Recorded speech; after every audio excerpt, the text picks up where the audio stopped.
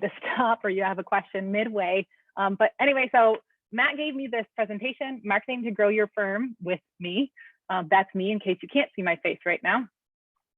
Oh, and I've got a thing of death. Okay, I'm Komani. My name is pronounced Komani. Apparently that helps people.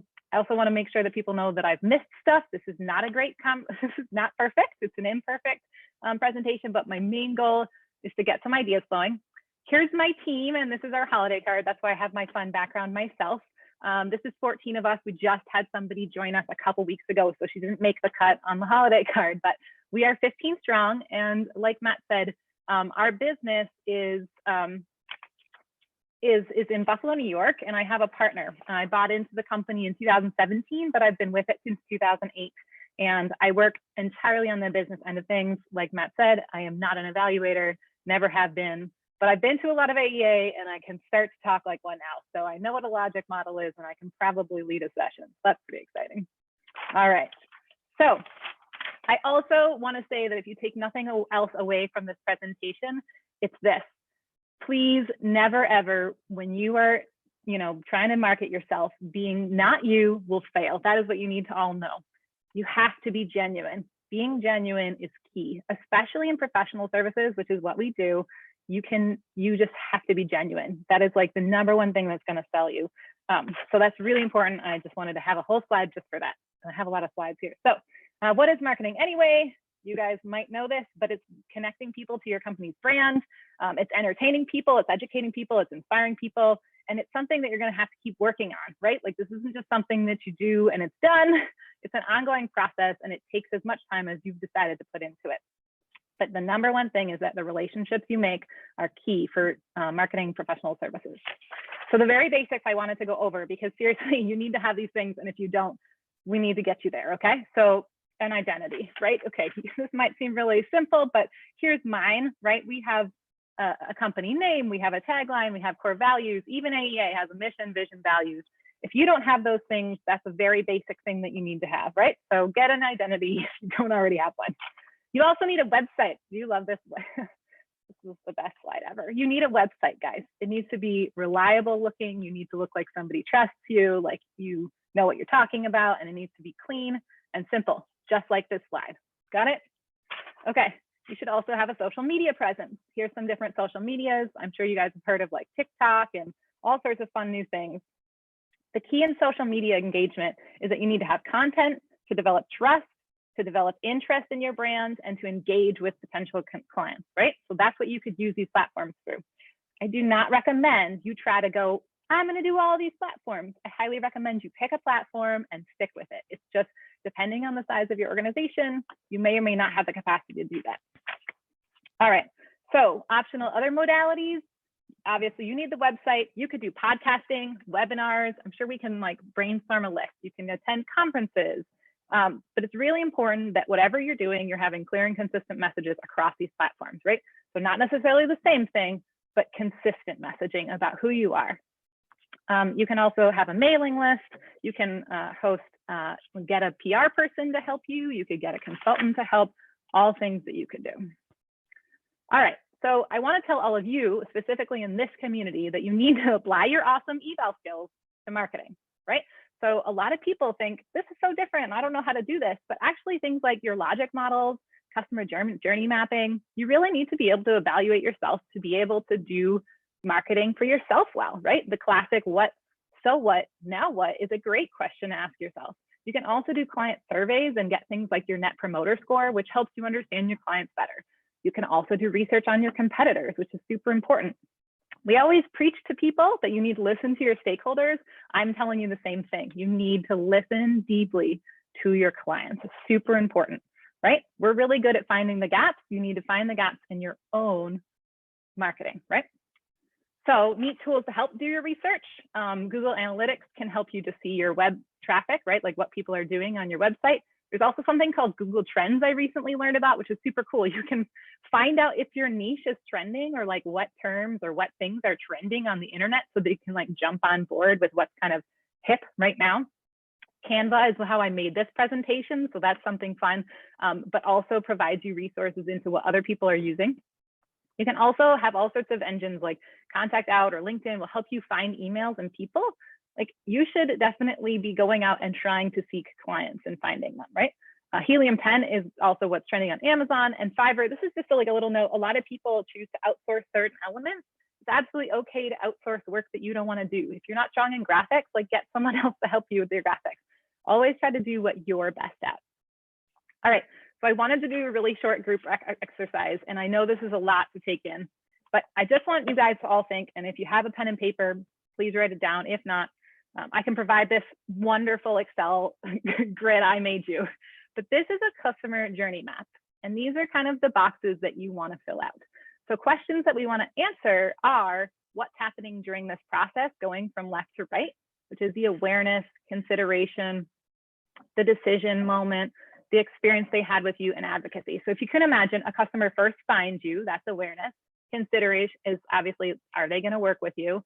Decision is deciding to work with you. Experience is their customer service experience while you're working with them. And then advocacy is the piece where you're talking about loyalty, renewal, referrals, that kind of thing. And so what you want to do is I want you just to take a minute, really just a few minutes, and think a little bit about what you're doing right now. And then we'll go into the next part. So I'm just going to be quiet for a second and let you do a little think on that.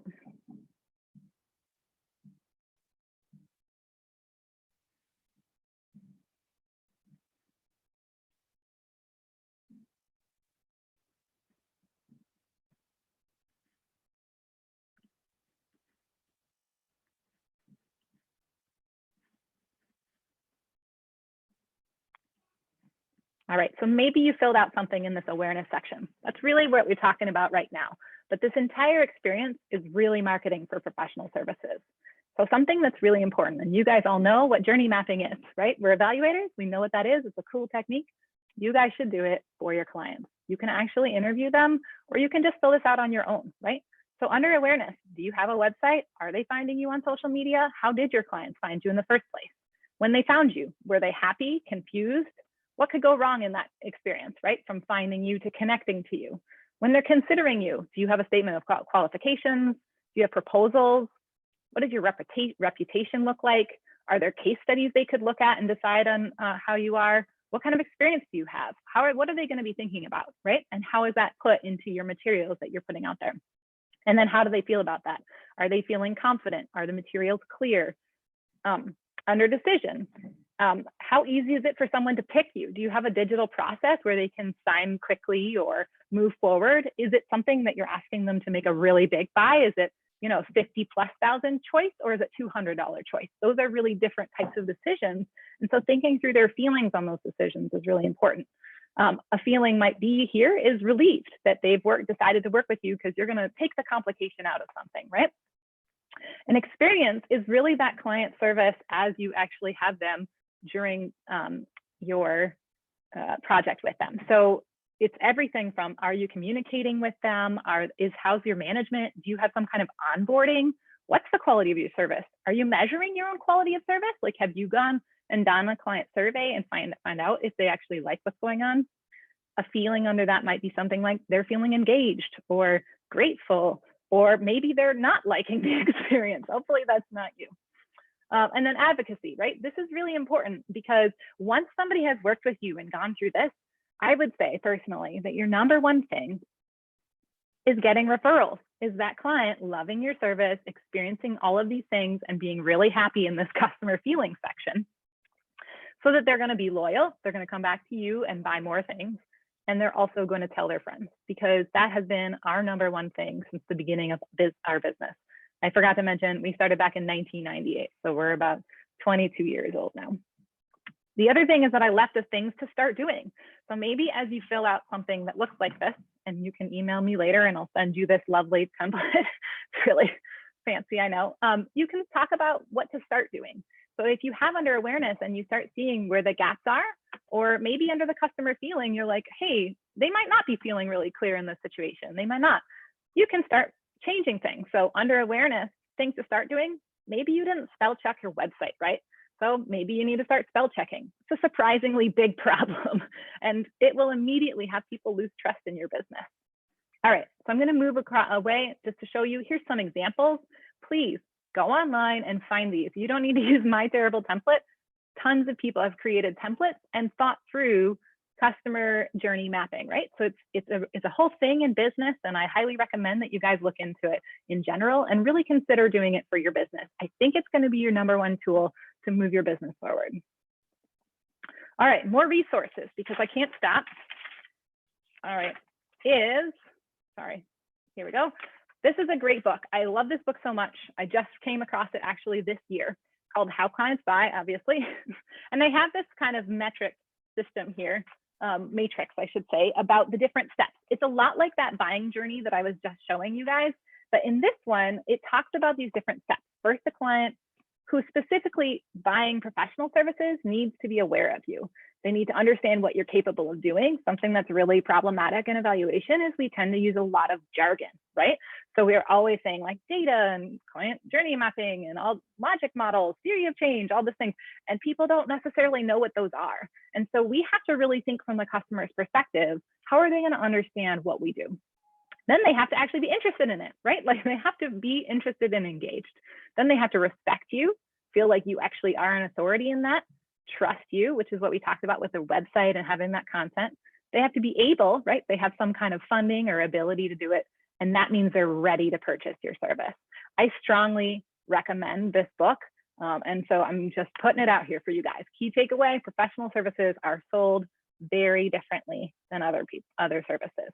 What works for professional services in this book, networking friends, speaking engagements. They actually recommend cold calling. It's surprisingly more effective than you'd think.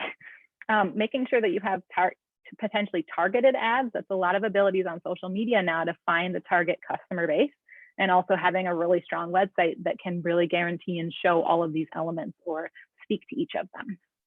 Another one that I found at AEA years ago, maybe one of you guys was the person who presented on this, is called Book Yourself Solid. This is great for a small organization who's trying to market and get more bookings. It really has some great strategies.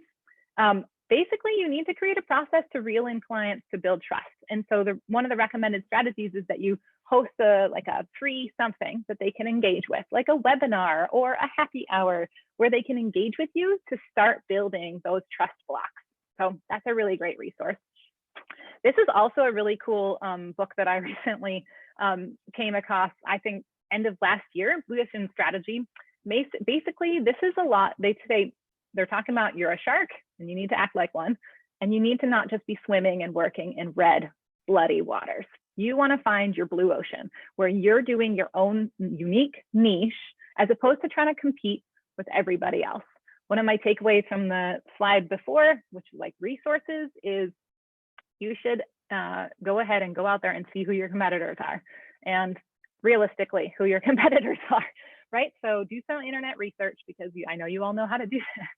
And find out who your competitors are, and then figure out what are they doing, and then what should you be doing? What is your niche outside of them? I think every evaluator is like, well, we all do our own, we all do the same thing. But really, you can have something that's what you do, and you can be known nationally for that, right? Like I think of Ann Emery, Stephanie Evergreen. These people have very clear niches and have very successful small practices. All right, so another little exercise I wanted to do is, who's your dream client? So we talk about like chickens and whales. There's a lot of metaphors in the business world related to animals. My apologies. But the main thing is I want you guys to write down a whale. Just one is fine, not a chicken, but who is that dream client? What does that dream project look like? And I want you to write it down. And then I want you to think a little bit about what you would sell them. What do you think that you do that they might want? And then I want you to ask yourself what would happen if you reached out and asked them for that thing, or offered them that thing in the next 2 weeks, right? A lot of marketing is taking specific action and moving forward. The FAB exercise can help you flesh that out, okay? So the first level of FAB, let me explain what FAB is. FAB is features, advantages, benefits. This is how you describe your product or service, right? So I like to talk about a seatbelt. It's a very easy and understandable thing. The first level, features, is your basic description, right? A seatbelt. It's a strap that goes across your lap to, that's what it is. The second is your advantage, right? It's getting people convinced. So the advantage is with a seatbelt, you don't die when you get in a car accident, right? Like it's protecting you from thrusting through the windshield. That's the advantage. But the thing that's really crucial and actually can come out with that client journey mapping is the benefit that they're going to have. When it comes down to the seatbelt, the benefit might be something like, I got to walk my daughter down the aisle for her wedding, right? So that's the benefit. And so thinking through these things, the features is often where we get stuck as evaluators. We just want to say, these are the cool things we are capable of doing. Sometimes we start talking about advantages like, oh, you're going to be able to do this easier. We'll be able to, find ways for you have a process, simple, this kind of thing. But often we don't speak to the benefit, which is this sort of long-term thing that could change for the client if they were to work for you. So I'm going to go back a slide. I really want you to think for a second here about a dream client. Who are they? What is it that you do that you could sell to them? What service would they need? And then I'm hoping you have something in mind. Can you think of a benefit? Sometimes it's helpful to first think of the features and then the advantages and then the benefit. A friend of mine is a CFO for hire, and his target customer are entrepreneurs who are saddled by their businesses. And so he's learned to speak and share about his business, about making entrepreneurs have fun again by owning their businesses. That's a benefit, right? That's not an advantage. It's not a feature, it's a benefit. So I challenge you to take that whale, figure out a service, figure out your features, advantages, benefits, and reach out to them in the next 2 weeks. You would be surprised. One, there in the book, Book Yourself, or not Book Yourself Solid, sorry, the Get Clients Now, they talk about how you can never get a prospect to hire you if they don't know who you are. So that's what marketing is getting people to know who you are. And it could be an epic fail, but it actually could be the first step in getting that client. So some credits to my super fast presentation here. I love the 22 Immutable Laws of Marketing. Get Clients Now and other books refer to this list because it's such a classic thing. It's about what it's the rules. You have to be the first at something. You have to have a focus. There's a lot of different things, but it's definitely something that I should mention. Also, $1 Million Consulting is a great book. Mark Adler and Eric Worrell are both marketing gurus of mine, and StoryBrand is an awesome way to learn about how to talk about your business. And then, of course, Rhea, I have to appreciate my marketing and communications specialist. So if you want to stay connected with me, I know this was super fast, but hopefully this will begin a discussion and we can talk about it more. Here's all my contacts, and then that's it. So I'm going to wait for a minute in case you want to jot down my name. You can probably Google me and find me because it's pretty unique. And then I'll stop sharing and we can get into whatever else Matt wanted to talk to you about today.